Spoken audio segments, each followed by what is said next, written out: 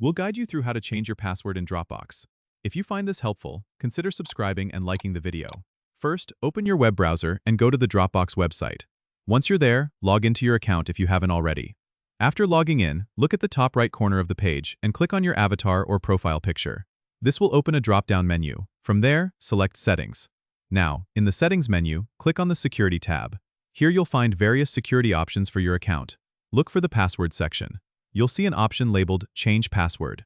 Click on it. Dropbox will then ask you to enter your current password as a security measure. Go ahead and type in your current password in the provided field. After that, you'll be prompted to enter your new password. Make sure it's strong and secure, combining letters, numbers, and symbols for the best protection. Re-enter your new password in the confirmation field to ensure there are no typing errors. Finally, click on the Submit button to save your new password.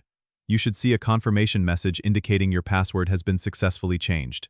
Remember, it's a good practice to update your passwords regularly to keep your account secure. And that's it. You've successfully changed your password in Dropbox. Don't forget to subscribe and comment if this helped you out.